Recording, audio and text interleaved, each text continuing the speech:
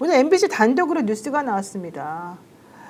김건희 씨가 윤석열 대통령 체포됐을 당시에 총기 관련 언급을 했었다. 이런 내용을 경찰이 파악을 했다는 것입니다. 총 갖고 다니면 뭐 하냐?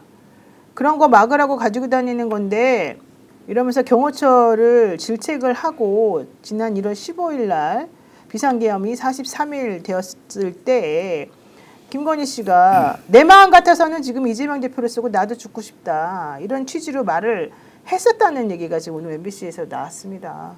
이거 한번 들어보고 다시 한번 얘기하겠습니다. 지난 1월 15일 탄핵 소추 이후 줄곧 관저에 머물고 있던 윤석열 대통령이 체포됐습니다.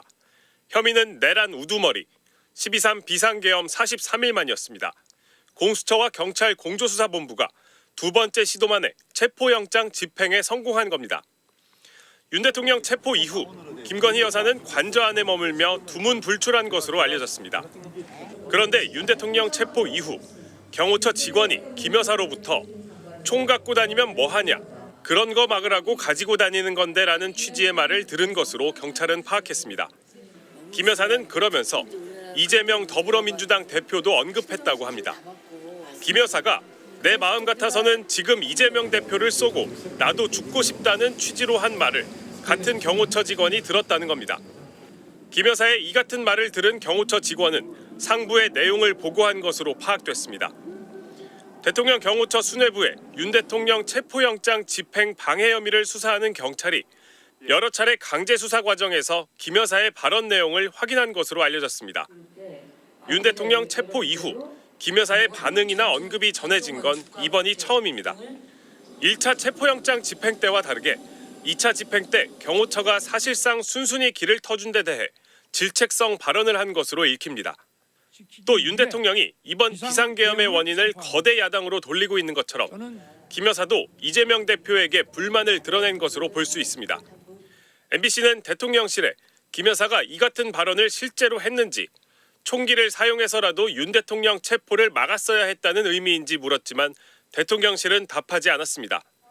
대통령 경호처도 김 여사의 해당 발언을 보고받았는지, 어떤 의미로 받아들였는지를 묻는 질문에 답하지 않았습니다.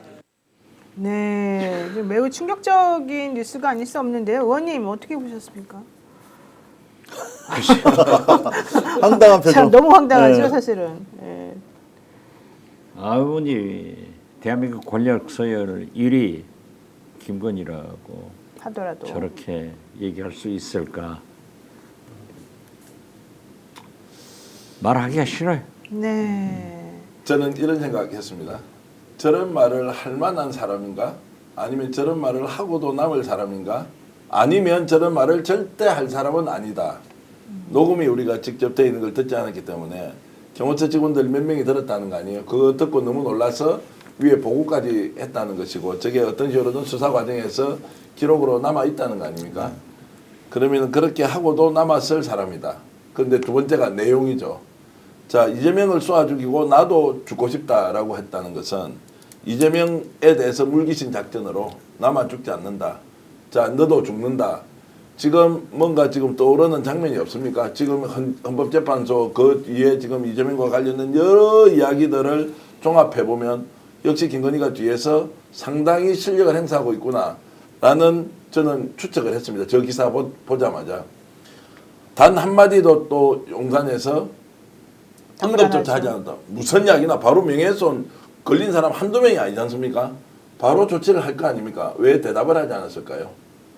자, 이 대답을 하나 안 하나, 내한테 다시 기회가 오면 너희들 끝장낼 거야 라고 하는 것은 담겨있지 않을까요? 저는 그렇게 생각해 봤습니다. 네. 저는 또 이런 생각도 하게 되는데요. 사실 여러분들 생각하시는 것처럼 세 번이나 경찰의 영장을 기각했던 검찰이 이 시점에 아직 윤석열 탄핵 선고 나지도 않은 시점에 영장을 반려하지 않고 청구를 했단 말이에요. 그럼 왜 청구했지? 혹시 법원에서 다시 또 뭐 발부 안 되도록 이상하게 또 장난친 거 아니야? 뭐 그런 우리가 걱정을 하게 되는데, 왜냐하면 여전히 김성훈의 존재는 이광호와 함께 중요하지 않습니까? 향후에 뭐 불복이라든가 여러 문제가 있을 때도 그렇지만 경찰의 추가 수사를 위해서도 서버 확보를 위해서 대단히 중요한 장애물이기 때문에 검찰이 청구를 했을 때 상당히 좀 의아하다는 생각을 했는데 저는 우리가 지금 헌재의 결정을 기다리면서 고통스럽게 투쟁하고 일상을 투쟁하고 있는 것처럼 저는 경찰 내부에서도 투쟁하는 세력이 있다. 그리고 경호처에서도 지금 싸우고 있다 열심히. 네. 그러니 우리도 힘내야 된다는 생각이 듭니다. 왜냐하면 이거 상부에 보고했다는 자체는 뭡니까? 1월 3일 날 경호처에 우리가 사전에 취재해서 이날 우리가 속보로 방송하면서 제가 말씀드렸지 않습니까? 저항 없을 거다 경호처 내부에서. 그런 우리가 피드백을 이미 받아서 여기서 방송을 한 적도 있었거든요. 법을 준용하겠다고 대단히 많은 경호처의 직원들이 이 살벌한 분위기 속에서도 저항을 했고, 그리고 1월 15일 날 이제 체포되니까 엄청난 후폭풍이 불고 지금 해임 사태까지 징계위가 진행되고 있는 거 아니겠습니까? 그런 살벌한 분위기에서도 경호처 직원들이 보고하고 문건 만들고 결국 이게 경찰로 흘러 들어가게 해서 경찰이 이거를 이번 구속영장에다 넣었다는 거예요. 구속영장 서류에다가. 이 구속영장이 왜 중요하냐면 결국은 윤석열이 체포 저지하도록 지시했다라는 취지에 김성호는 부인하고 있습니다만 그 내용을 입증하기 위해서 쓰여진 거거든요. 그렇다면 경찰과 경호처 이런 눈물 나는 투쟁이 있다. 우리가 함께 싸우고 있는 많은 사람들이 있다라고 하는 측면에서 좀 위로를 좀 받았습니다. 네, 알겠습니다. 조금 더 진도를 나가면 러시아 장총 생각 안 납니까? 권총이 아니다. 암살해라. 그렇게 실행할 수 있다. 그래서 다들 놀라가지고 그 정보가 어디냐, 전직 HID는 아니냐 이런 것까지 한번 연결 한번 해보세요. 이게 만약에 김건희가 그런 말을 했다고 하면 이 사람은 바깥에 나와서 실행할 사람이죠. 저 용산 어딘가 한남동 관제에서도 밖에 나와서 뭐 1박 2일이다 2박 3일 바깥으로 나갔는데 경호처 추적도 안 됐고 그걸 우리가 단독으로 여기서 보도를 하지 않았습니까? 자, 그런 걸로 보면 지금 뭔가 석연찮은 장면들의 연결 하나하나가 이게 예사롭지 않다라는 생각을 하고 매우 긴장을 하고 이 긴장 상태를 유지해야 한다.